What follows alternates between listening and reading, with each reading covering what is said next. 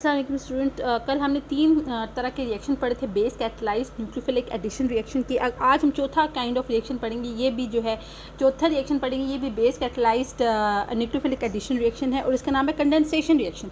Condensation reaction होते क्या है? ऐसे रिएक्शन जिसमें दो एक जैसे या दो मुख्तलिफ मॉलिक्यूल्स आपस में मिले, और आपस में मिले तो या तो उनमें से कोई छोटा मॉलिक्यूल वाटर निकले या अमोनिया निकले या निकले ही ना, तो ऐसे रिएक्शंस को हम कहते हैं कंडेंसेशन रिएक्शंस। समझ आ रही है? जब condensation the reaction in which two molecules of the same और डिफरेंट कंपाउंड, यानी दो मॉलिक्यूल्स आपस में कंबाइन करें। कंडेंसेशन क्या होता है? दो मॉलिक्यूल्स सेम कंपाउंड के या डिफरेंट कंपाउंड के आपस में मिले, तो इस रिएक्शन को कहते हैं कंडेंसेशन रिएक्शन। और उनके मिलने से या तो उनमें से छोटा सा कोई मॉलिक्यूल निकले, जैसे वाटर या NH3 निकले, या सिरे से कोई मॉलिक्यूल निकले ही ना, तो फिर भी हम इसको कंडेंसेशन। तो दो मॉलिक्यूल्स का आपस में कंबाइन करना है, चाहे वो मॉलिक्यूल एक तरह के हो चाहे डिफरेंट तरह के हो, तो वो कहलाएंगे कंडेंसेशन रिएक्शन। अच्छा, अब जो हम उसकी स्पेसिफिक कैटेगरी पढ़ रहे हैं उसका नाम है एल्डोल कंडेंसेशन। अच्छा, एल्डोल कंडेंसेशन के लिए सबसे बड़ी रिक्वायरमेंट ये होती है कि ऐसे एल्डिहाइड और ऐसे कीटोन्स हम लेते हैं जिनमें अल्फा हाइड्रोजन होते हैं। अल्फा हाइड्रोजन मैंने आपको बताया कि जो मेन कार्बन जिसके ऊपर फंक्शनल ग्रुप मौजूद होता है, उसके साथ वाला जो कार्बन होता है वो कहलाता है अल्फा कार्बन, और उसमें जो मौजूद हाइड्रोजन होगी वो होगी अल्फा हाइड्रोजन। तो समझ आ गई है? तो ऐसे एल्डिहाइड एंड कीटोन जिनमें अल्फा हाइड्रोजन मौजूद होती है वो आपस में रिएक्ट करेंगे, ठीक है। और इसके लिए कंडीशन ये होगा कि कोल्ड डाइल्यूट सोल्यूशन अल्कली यानी बेस का आप यूज़ करेंगे, तो उनके कंबाइन करने से एक एडिशन रिएक्शन होगा। एडिशन प्रोडक्ट वो होती है कि आपको पता है एडिशन रिएक्शन क्या होता है कि जिसमें ज़रा सा भी कोई पूरा रिएजेंट जो है वो सबस्ट्रेट के ऊपर अटैच, मतलब एडिशन का मतलब है कि दो मॉलिक्यूल्स आपस में पूरे कंबाइन कर गए हैं और उनमें से कुछ भी बाहर नहीं निकला, ठीक है। तो एक एडिशन रिएक्शन होगा और इसको हम कहेंगे एल्डोल कंडेंसेशन, ठीक है। अब दोबारा बता दें कि मैं बता दें कि ऐसे एल्डिहाइड और कीटोन जिनमें अल्फा कार्बन हो, यानी उनमें क्या हो गया, फंक्शनल ग्रुप के साथ वाला कार्बन हो और उसमें अल्फा हाइड्रोजन मौजूद हो, तो जाहिर बात है आपने ऐसे एल्डिहाइड्स लेने हैं या जो या तो दो कार्बन पर मुश्तमिल हो या उससे ज़्यादा कार्बन्स पर मुश्तमिल हो और वो एरोमेटिक ना हो, यानी वो एरोमेटिक ना हो। एल्डिहाइड जितने भी एल्डिहाइड है जो 2 कार्बन पे या उससे ज़्यादा कार्बन पर मुश्तमिल है वो एल्डोल कंडेंसेशन रिएक्शन देंगे। या वो कीटोन तो खैर होता ही हमेशा 3 कार्बन से कीटोन स्टार्ट होता है, तो उसमें तो होगी अल्फा हाइड्रोजन, लेकिन जो उसके लिए शर्त ये है कि वो वाले कीटोन देते हैं एल्डोल कंडेंसेशन जो एरोमेटिक ना हो, ठीक है। अब क्या होगा, तो इस केस में जो ये जब आपस में कंबाइन करेंगे, ठीक है। अच्छा, एक और बात ये है कि आपको इस केस में, जैसे ऊपर तो हमने ये पढ़ा है ना, कंडेंसेशन रिएक्शन में डिफरेंट मॉलिक्यूल्स भी कंबाइन कर सकते हैं, सेम भी, लेकिन एल्डोल कंडेंसेशन के लिए शर्त ये है कि जो दो मॉलिक्यूल्स आपस में मिले वो बिल्कुल एक जैसे हों। समझ आ रही है? ऊपर तो हम कंडेंसेशन रिएक्शन में तो हम कहेंगे कि 2 मॉलिक्यूल में भी सेम और डिफरेंट, लेकिन एल्डोल कंडेंसेशन वो वाले कार्बोनाइल कंपाउंड देंगे जो कि एग्जैक्टली एक होंगे, एक जैसे होंगे। यानी एल्डिहाइड अगर 2 कार्बन, एक एल्डिहाइड है तो दूसरा भी वैसे बिल्कुल वैसा ही हो, 2 कार्बन एल्डिहाइड हो। कीटोन अगर 3 कार्बन कीटोन है तो दूसरा भी 3 कार्बन बिल्कुल वैसा ही हो। अगर जो दो कंबाइनिंग मॉलिक्यूल्स हैं बेशक वो कार्बोनाइल कंपाउंड्स हो, लेकिन अगर वो ज़रा से भी डिफरेंट है तो वो एल्डोल कंडेंसेशन नहीं देंगे, ठीक है। अच्छा, एल्डोल हमने इसको क्यों नाम दिया क्योंकि इस केस में जो प्रोडक्ट आपके पास बनेगी वो एक एडिशन प्रोडक्ट होगी, ठीक है। यानी दो मॉलिक्यूल बिल्कुल आपस में अटैच हो जाएंगे और कोई मॉलिक्यूल उनके कॉम्बिनेशन से नहीं निकलेगा, और जो हमारे पास जो रिजल्टेंट मॉलिक्यूल जो रिजल्टेंट प्रोडक्ट बनेगी उसमें एल्डिहाइडिक ग्रुप भी मौजूद होगा, because it contains both the aldehydic group और अल्कोहल। एल्डिहाइड ग्रुप भी प्रोडक्ट में मौजूद होगा, C+OH, और उसमें अल्कोहल फंक्शनल ग्रुप भी मौजूद होगा, ठीक है। नोट, ये बात आप हमेशा याद रखें, दैट द नेम एल्डोल, वही वाली बात पहले बताई, condensation is reserve for the reaction that start with the 2 identical carbonyl compound, यानी 2 आइडेंटिकल कार्बोनाइल कंबाइन आपस में कंबाइन करेंगे, अल्डोल कंडेंसेशन कीजिए। ज़रा सा भी उनमें डिफरेंस है तो वो अल्डोल कंडेंसेशन नहीं देंगे। एक बात ये हो गई। पहली शर्त ये होगी कि जो अल्डोल कंडेंसेशन वो वाले एल्डिहाइड एंड कीटोन देंगे जिनमें अल्फा कार्बन मौजूद होगा। दूसरा ये कि इसमें जो दो कार्बोनाइल कंपाउंड हो बिल्कुल आइडेंटिकल हो, ठीक है। तीसरा क्या होगा, जो मैंने आपको ये बताया कि जो एडिशन प्रोडक्ट बनेगी, यानी कोई भी मॉलिक्यूल नहीं निकलेगा उनकी कॉम्बिनेशन से, ठीक है। Two molecule of same carbonyl compound आपस में कंडेंस करेंगे और एल्डोल बनेगा। मिसाल के तौर पे आप ये देख लें। अच्छा, in the presence of alkali base ज़रूरी होंगे, क्यों? क्योंकि ये बेस कैटेलाइज रिएक्शन है।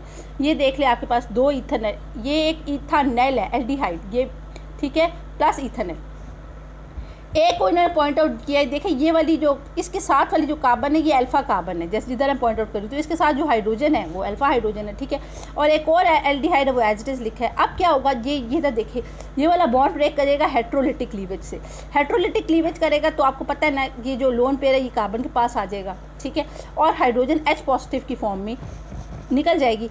अब ये वाला कार्बन जो है जिसके पास एक पेयर ऑफ इलेक्ट्रॉन है, ये इस दूसरे जो कार्बोनाइल कंपाउंड है उसके इलेक्ट्रोफिलिक कार्बन के साथ बॉन्ड बना देगा। जब ये वाला कार्बन दूसरे कार्बोनाइल कंपाउंड के इलेक्ट्रोफिलिक कार्बन के साथ जो है वो बॉन्ड बनाएगा तो ये पाई बॉन्ड कार्बन और ऑक्सीजन का ब्रेक हो जाएगा और ये जो पाई बॉन्ड डिजॉल्व करने से जो दो इलेक्ट्रॉन ऑक्सीजन के पास चले जाएंगे एस, और ऑक्सीजन के ऊपर नेगेटिव चार्ज आ जाएगा। फिर ये वाली ऑक्सीजन जो है वो H पॉजिटिव जो यहाँ से रिलीज हो उसके साथ कंबाइन करेगी। तो ये देखिए, इधर डाइल्यूट सोडियम हाइड्रोक्साइड यूज़ किया, ये देखें, ये इसने H लूज़ किया, ये यहाँ से जो इसने H लूज़ किया और इसने इसके साथ बॉन्ड बना दिया, और यहाँ से जो H लूज़ हुआ था इसने O के साथ कंबाइन करके OH बना दिया। तो अब आप ये देखें, ये अल्डोल है, ये प्रोडक्ट अल्डोल करेगी, लेकिन इसका यूपैक नेम है 3 हाइड्रोक्सी ब्यूटेनॉल, और इसमें एल्डिहाइड ग्रुप भी है और अल्कोहलिक ग्रुप भी है। दूसरा आप देख ले प्रोपेनॉल, ये देखिए इसके पास भी अल्फ़ा हाइड्रोजन है, इसके पास भी। अब क्या होगा, एक मॉलिक्यूल की जो अल्फ़ा हाइड्रोजन है वो लूज़ होगी, ठीक है। अब ये वाला कार्बन इसके साथ बॉन्ड बना देगा। ये जब इसके साथ बॉन्ड बनाएगा तो carbon to oxygen bond dissolve होकर ऑक्सीजन के पास नेगेटिव चार्ज की शक्ल में मौजूद होगा। फिर ये ऑक्सीजन H पॉजिटिव के साथ बॉन्ड बनाएगा। ये देखिए CH3CH2CH ये देखिए ये बन गया। इसको एल्डोल कहेंगे प्लस कॉमन नेम, लेकिन इसका आईयूपैक नेम होगा 3 हाइड्रोक्सी 2 मिथाइल जो है पेंटेनॉल, ठीक है। नेक्स्ट हम करते हैं कार्बोनाइल कीटोन भी इनमें शामिल है, प्रोपेनोन आपके पास है। ये देखें, ये इसकी अल्फ़ा हाइड्रोजन मैंने पकड़ लिया, ठीक है। तो ये बॉन्ड ब्रेक होगा, ठीक है। ये कार्बन और ये आपस में कंबाइन करेंगे और ये H जो है और ये पाई बॉन्ड ब्रेक हो गए, ऑक्सीजन पर नेगेटिव चार्ज बनेगा, फिर ये ऑक्सीजन हाइड्रोजन के साथ कंबाइन करेगी। तो इस केस में भी अल्डोल करेगी, लेकिन इस केस में हाँ आपने बेरियम हाइड्रोक्साइड को लेना है, बेस को, ठीक है। और आपके पास एल्डोल बनेगी, लेकिन इसका आईयूपैक नेम है 4 हाइड्रोक्सी 4 मिथाइल 2 पेंटेनॉल, ठीक है। अच्छा, इसमें क्या होगा, एन एल्डोल जो भी कंपाउंड होगा, जब अगर आप उसको हीट करेंगे in the presence of dilute acid, जो भी आपके पास प्रोडक्ट बनी है एल्डोल, अगर आप उसको हीट करेंगे in the presence of dilute acid तो क्या होगा, अल्फ़ा कार्बन पे मौजूद जो आपके पास रिजल्टेंट एल्डोल बना है, ठीक है, उसमें जो अल्फ़ा कार्बन पे मौजूद कार्बन है वो अपनी हाइड्रोजन लूज़ करेगा। जैसे ये है ना, ये मेन फंक्शनल ग्रुप है, इसके साथ जो साथ वाली कार्बन होती है ये अल्फ़ा, इसमें ये वाली अल्फ़ा कार्बन पे मौजूद हाइड्रोजन, जो अल्फ़ा पोजीशन पे जो मौजूद कार्बन है वो अपनी हाइड्रोजन लूज़ करेगा, और ये वाली बीटा पोजीशन होगी, ठीक है। ये देखें, ये है ना मेन फंक्शनल ग्रुप, ये है अल्फ़ा कार्बन, ये है बीटा कार्बन। तो अल्फ़ा पोजीशन पे मौजूद कार्बन अपनी हाइड्रोजन को लूज़ करेगा, और बीटा पोजीशन में मौजूद जो कार्बन है वो अपना OH ग्रुप लूज़ करेगा, ठीक है। तो वाटर निकलेगा और इसके नतीजे में H और OH लूज़ करने के नतीजे में carbon to carbon double bond बन जाएंगे। तो वो यही कह रहे हैं, इन्होंने इस बात इधर पॉइंट आउट किए। देखिए, the aldol compound loses water on heating in the presence of dilute acid to form an unsaturated carbonyl compound. A carbon double bond is formed between the alpha and beta carbon atom. तो ये आप देख लें कि ये वाला H loose कर रहा है, ये OH लूज़ करेगा और डबल बॉन्ड बन जाएंगे। तो ये कहलाएगा क्रोटेनॉल्डिहाइड, ठीक है। इसका स्पेसिफिक नाम और वाटर बनेगा इसके साथ, वाटर जो लूज़ करेगा। अब मैकेनिज्म ऑफ एल्डोल कंडेंसेशन, अगर आपने मेरी बात समझ ली है कि कैसे लूज़ है तो आपको बात बड़ी अच्छी सतह समझ आएगी। आपको पता है कि ये जो एल्डोल कंडेंसेशन है ये बेस कैटलाइज रिएक्शन में होगी की मिसाल है। तो इसमें भी क्या होगा, जो आपने बेस यूज़ की, ये भी base catalyse nucleophilic addition reaction है ना। तो बेस क्या होता है, बेस एक ऐसा सब्सटेंस होता है जो OH नेगेटिव आयन प्रोवाइड करता है। तो OH नेगेटिव आयन को हाइड्रोक्साइड आयन कहेंगे। हाइड्रोक्साइड आयन जो है आपको पता है कि एल्डोल कंडेंसेशन में 2 तरह के कार्बोनाइल कंपाउंड्स जो है वो इस्तेमाल होते हैं। तो जब आप एल्डोल कंडेंसेशन यूज़ कर रहे हैं तो आपने और आपने बेस भी यूज़ किया, तो बेस से आपको OH नेगेटिव आयन मिला, ठीक है। अब ये OH नेगेटिव क्या करेगा, 2 में से एक की अल्फ़ा हाइड्रोजन के ऊपर अटैक करेगा। समझ आ रही है? ये जो OH नेगेटिव आयन है जो हमें बेस से मिला है, वो 2 जो same carbonyl identical carbonyl compound है उनमें से एक की अल्फ़ा हाइड्रोजन पे अटैक करेगा और अल्फ़ा हाइड्रोजन को निकालेगा एज प्रोटॉन, ठीक है।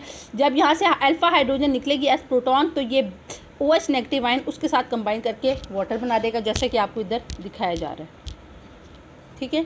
अब क्या होगा जब ये वाटर आप और वो ऐसे H पॉजिटिव प्रोटॉन की फॉर्म में कैसे निकलेगा, जब इसका और इसका बॉन्ड, ये मैंने आपको पहले भी बताया है, हेटेरोलिटिक क्लीवेज होगी और दोनों इलेक्ट्रॉन जो है वो कार्बन के पास चले जाएंगे, यानी कार्ब एनाइन बन जाएगा आपके पास। ये देखिए ज़रा, ये आपके पास कार्ब एनाइन है। इसको कार्ब एनाइन क्यों कहेंगे, क्योंकि इस स्पेसिफिक मॉलिक्यूल में या जो भी एक आयन है इसमें कार्बन के ऊपर नेगेटिव चार्ज है, इसलिए कार्ब एनाइन कहेंगे और वाटर बन गया। अगले स्टेप में क्या होगा, ये वैसे तो मैंने आपको पहले भी ये बताया, जो कार्ब एनाइन है ये बड़ा स्ट्रॉन्ग न्यूक्लियोफाइल है। ये बड़ा स्ट्रॉन्ग न्यूक्लियोफाइल है क्यों, क्योंकि इसके पास एक पेयर ऑफ इलेक्ट्रॉन है। ये अटैक करेगा on the electrophilic carbon of the unchanged second molecule to form an alkoxide ion.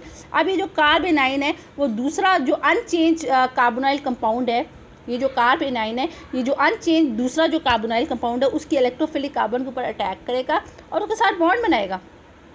जब उसके साथ बॉन्ड बनाएगा तो जो रिजल्टेंट आयन है वो क्या कहलाएगा, अल्कोक्साइड आयन। यानी पहले जो आयन था वो कार्ब एनाइन था, लेकिन जब ये कार्ब एनाइन दूसरे अनचेंज कार्बोनाइल कंपाउंड की इलेक्ट्रोफिलिक कार्बन के ऊपर अटैक करेगा एस एन न्यूक्लियोफाइल और उसके साथ बॉन्ड बनाएगा, तो उसकी वजह से क्या होगा, आपके पास जो रिजल्टेंट आयन है वो क्या कहलाएगा, अल्कोक्साइड। तो ये ज़रा देखिए, ये इसके ऊपर अटैक किया, उसके साथ बॉन्ड बनाया, जिसकी वजह से पाई बॉन्ड डिजॉल्व होकर ऑक्सीजन के ऊपर चला गया और ऑक्सीजन के ऊपर नेगेटिव चार्ज हो गया, तो रिजल्टेंट कंपाउंड क्या कहलाएगा, अल्कोक्साइड आयन, ठीक है। अब क्या होगा, ये जो अल्कोक्साइड आयन है ये ऊपर जो वाटर बना था ना, वाटर उससे फिर हाइड्रोजन को रिमूव करेगा एच पॉजिटिव की, ठीक है, और एच प्रोटॉन की फॉर्म में निकालेगा हाइड्रोजन को, ठीक है। और फिर क्या होगा, remove a proton from water to form aldol. ये देखिए ज़रा, ये अल्कोक्साइड आयन है, ये जो वाटर ऊपर बना था उसकी फिर ये हेटेरोलिटिक क्लीवेज होगी क्योंकि इसके ऊपर नेगेटिव चार्ज है, ठीक है। और हाइड्रोजन H पॉजिटिव फॉर्म में निकलेगा, H पॉजिटिव फॉर्म में तो OH नेगेटिव, यानी आपके पास जो बेस यूज़ हुआ था इस OH के ऊपर नेगेटिव चार्ज है। बेस जो ऐसा बेस क्योंकि ये क्या है, बेस कैटलाइज्ड रिएक्शन है, ठीक है। तो बेस कैटलाइज का मतलब है कि बेस कैटलिस्ट के तौर पे तो यूज़ हो रही है, कैटलिस्ट के तौर पे, यानी जो इनिशियली यूज़ हो रही है वो दोबारा रीजनरेट हो रही है। तो ये देखिए, जो बेस कैटलिस्ट था जो शुरू में यूज़ होता था वो दोबारा रीजनरेट हो गया और आपके पास रिजल्टेंट प्रोडक्ट कहलाएगी एल्डोल 3 हाइड्रोक्सी ब्यूटेनॉल, ठीक है। तो ये हो गया हमारा एल्डोल कंडेंसेशन।